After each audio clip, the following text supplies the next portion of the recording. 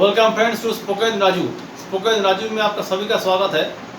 पिछले दिन और पिछले क्लास में हम लोग प्रेजेंट इंडेफिनिट टेंस सीखे थे, जिसमें हम दिखाए थे कि प्रेजेंट इंडेफिनिट टेंस को कैसे बोला जाता है और बनाया जाता है। सब्जेक्ट ड्यू ऑन कॉम्प्लीमेंट, ये था रूल हमारा प्रेजेंट इंडेफिनिट में। आज हम लोगों का जो सिलेबस है वो है प्रेजेंट इंडेफिनिट नकारात्मक, मतलब नेगेटिव फॉर्म। प्रेजेंट इंडेफिनिट में नकारात्मक भूमिका से और नेगेटिव फॉर्म से सेंटेंस को कैसे बनाएंगे हम लोग और उसको इंग्लिश में कैसे बोलेंगे, उसी को लेकर आज हम लोग क्लास करेंगे। तो मैं शुरू करता हूँ। आपको देखिए बोर्ड में लिखा है प्रेजेंट इंडेफिनिट टेंस, हेडिंग में लिखा है नेगेटिव फॉर्म। ये लिखा है नेगेटिव फॉर्म, नकारात्मक, सकारात्मक हम पहले क्लास में सिखा दिया। आज हम लोग नेगेटिव फॉर्म सीखेंगे। बोर्ड में लिखा है कैसे हम कोई भी काम को पहचान पाएंगे कि वो प्रेजेंट इंडेफिनिट में है, नकारात्मक में। जब हम वर्तमान में कोई भी कार्य नकारात्मक भाव से करते हैं तो हम इस नियम का पालन करते हैं। यहाँ डू और डज, ये दो चीज़ आपको याद रखना पड़ेगा। यहाँ पर डू और डज का इस्तेमाल होते हैं। यहाँ डू और डज का प्रयोग किया जाता है। मतलब मान लीजिए मैं स्कूल जाता हूँ, मैं स्कूल नहीं जाता हूँ। वो यहाँ आते हैं, वो यहाँ नहीं आते हैं। मैं ये काम करता हूँ, मैं ये काम नहीं करता हूँ। वो हमको तंग करते हैं, वो हमको तंग नहीं करते हैं। सकारात्मक और नकारात्मक, ये नकारात्मक को लेकर हम लोग आज डिस्कस करेंगे। सो सब्जेक्ट डू और does plus not plus D one plus object. इसका मतलब क्या है? सब्जेक्ट का मतलब मैं अगले दिन आपको समझाया था। सब्जेक्ट का मतलब है करने वाला, मतलब जो काम करते हैं वो करने वाले को सब्जेक्ट बोलते हैं। उसके बाद आएंगे डू और डज। देखिए हम यहाँ पर लिख देते हैं किसके साथ डू आएंगे, कौन कौन सी सब्जेक्ट के साथ और करने वाले के साथ डू आएंगे और किसके साथ डज आएंगे। देखिए आई, वी, दे, यू और अदर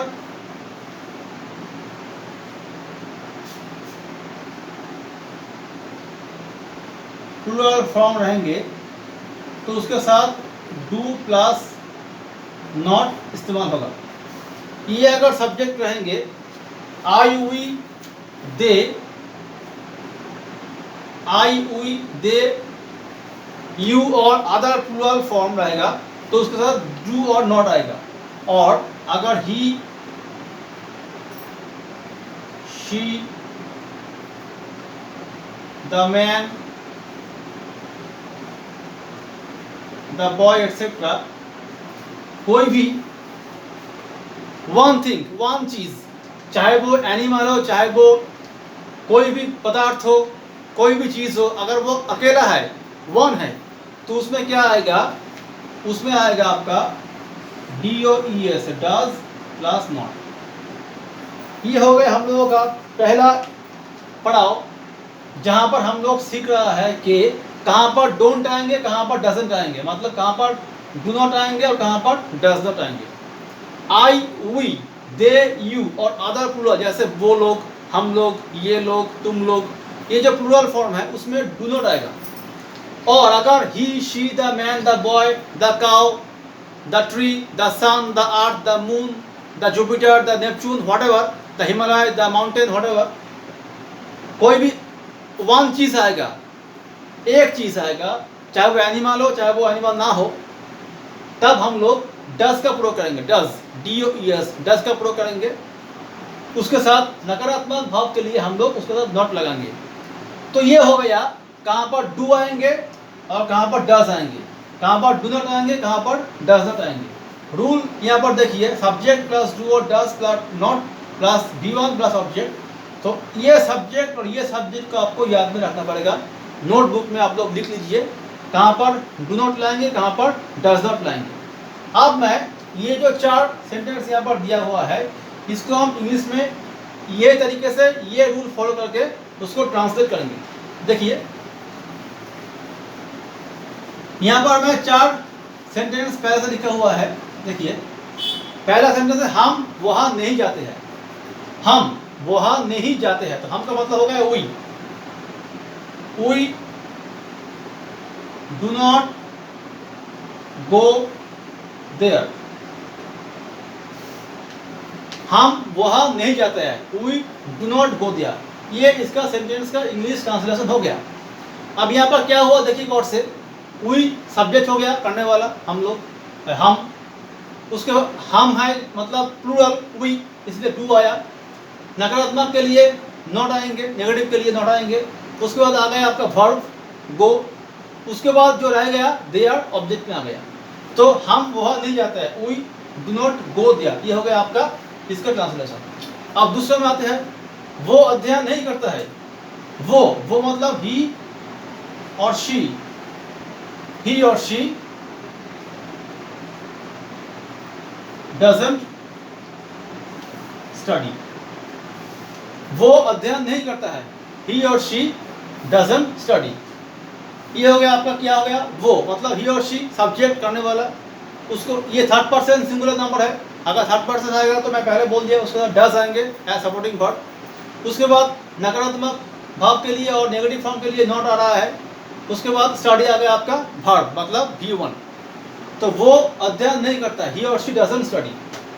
अब मैं तीसरा सेंटेंस को देखता हूँ, वो आप इंतजार नहीं करती, शी डजंट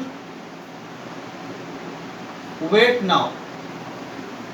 वो अब इंतजार नहीं करती, शी डजंट वेट नाउ मतलब शी हो गया आपका subject third person singular number, उसको फॉलो करके यहाँ पर डज आ गया सपोर्टिंग वर्ब, उसको फॉलो करके आपका नॉट आ गया नेगेटिव फॉर्म के लिए, नकारात्मक के लिए। उसके बाद आ गया आपका वेट जो मेन वर्ब है, और उसके बाद आ गया आपका object. So she doesn't wait now.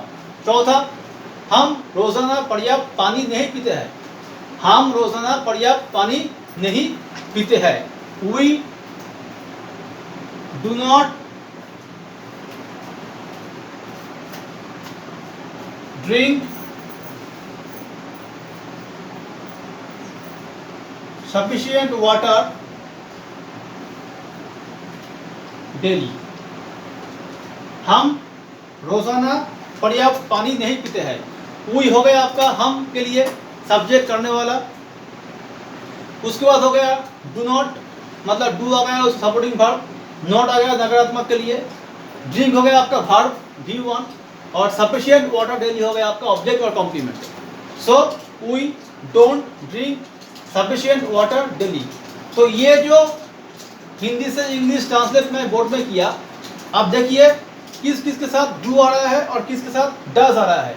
मैं जो पहले यहाँ पर नोट लिखा था वहाँ पर लिखा हुआ है साफ सुथरा से, डू कहाँ पर आएंगे और डांस कहाँ पर आएंगे, और जो भी आएंगे सब्जेक्ट के साथ उसके साथ नॉट आपको कंपल्सरी लाना पड़ेगा, क्योंकि ये नकारात्मक सेंटेंस है और नेगेटिव सेंटेंस है।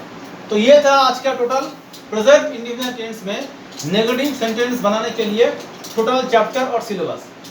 उम्मीद है आपको मतलब ये समझ में आया होगा।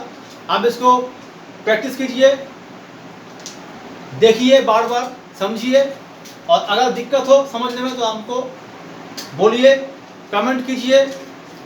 तो अगर ये वीडियो आपको पसंद आया हो तो please like share and subscribe my channel और नोटिफिकेशन बटन को दबाना मत भूलिए, क्योंकि आने वाले वीडियो का नोटिफिकेशन आपको जरूर और जल्दी पहुंच जाए। तो ये था आज का सिलेबस, आज का लेसन। कैसा लगा हमको बताइए। उम्मीद है आपको सबको पसंद आएगा और आपको बहुत हेल्प होगा। Thank you very much.